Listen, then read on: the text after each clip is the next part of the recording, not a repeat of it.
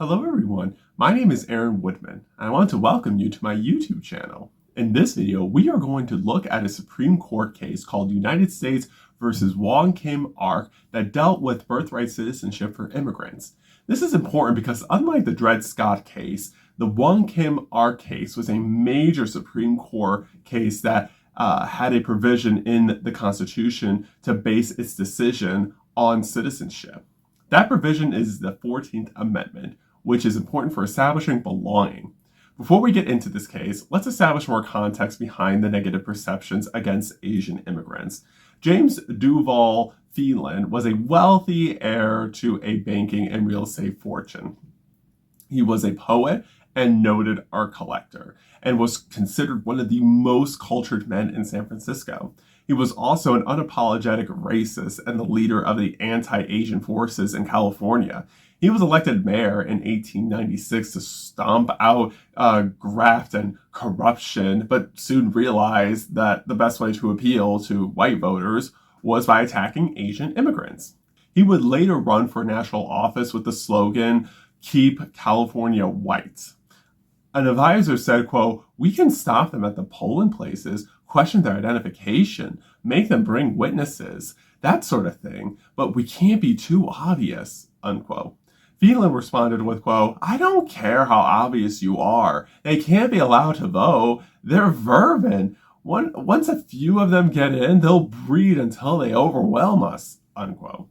I bring this context up to show how a political figure in California wanted to exclude Asian immigrants because he believed too many Asian immigrants would make the state less white. Phelan was explicit that he wanted to limit civil rights for anyone who was Asian, and he believed Asian immigrants would carry a disease that would infect people. All of that is demeaning, but keep all of this in mind as we go through the Wong Kim Ark case. When an American citizen of Chinese descent comes from a ship, they would not be allowed to land here. The official said, quote, "No dice, no Chinese. He either stays on board and sails back or he goes on quarantine. He can make an appeal and wait while it's considered," unquote. That person was born in San Francisco and was American, but that did not matter. The person was put back on the ship. The Chinese Consolidated Benevolent Association, also known as the Six Companies, was led by wealthy merchants. At the time, this was the most powerful and influential Chinese organization in San Francisco. They helped immigrants communicate with relatives in China, got basic medical care, or arranged for corpses to be shipped across the Pacific for burial. They also mounted a series of legal challenges to anti-Chinese laws, many of which they won.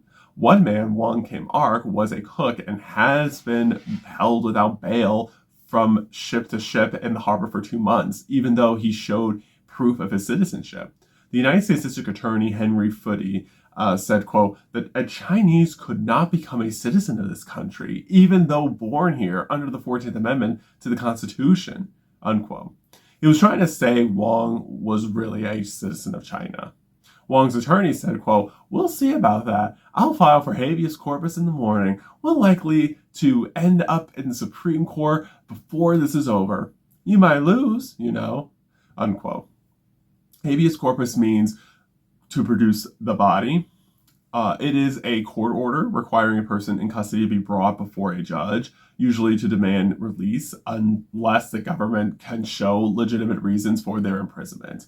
Wong's attorney said, quote, "Your Honors, the 14th Amendment is very clear. Anyone born in the United States is a citizen of this country. As you know, that rule is called just soil, law of soil, and that has been the American tradition," unquote. A justice responded with, quote, "But this man, Wong Kim Ark, is also a citizen of China.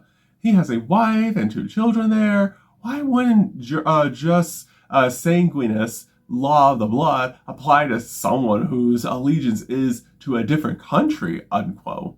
Wong's attorney said, quote, "Just because he looks different doesn't mean his allegiance is to a different country," unquote. In the end, the justices found that Wong was born in the United States and is a citizen under the 14th Amendment.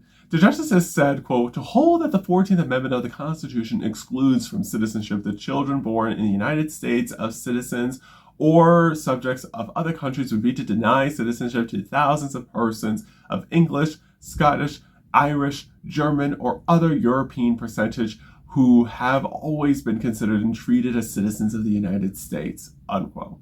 If the justices ruled against Wong Kim Ark, thousands of native-born children from desirable Northern European countries would have lost their citizenship as well.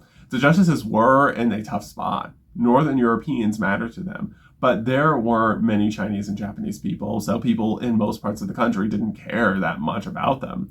If they said Asian immigrants cannot have U.S. citizenship, then that opens the door to removing U.S. citizenship from Northern European immigrants too. It would mean no immigrant can get U.S. citizenship. However, the ruling in this Supreme Court did not automatically resolve all the conflicts people had with immigrants.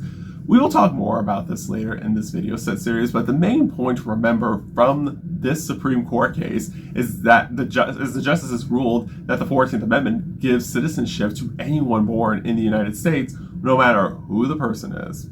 It means we cannot pick and choose who gets citizenship from anyone born in this country.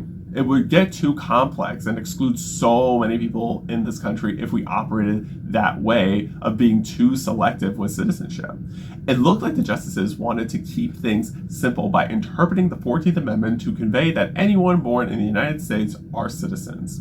Still, there would still be other ways to limit immigration from non-white countries because bad actors wanted to have this country be a white majority country. In the next video, we will talk about labor union strikes over immigration. Until then, please like this video, subscribe to my YouTube channel, and turn on the post notifications so you will be notified when I post my next video. I appreciate your support. Remember, you are powerful, you are capable, and you are the changemaker our society needs. Thank you so much for watching this video. I will see you soon.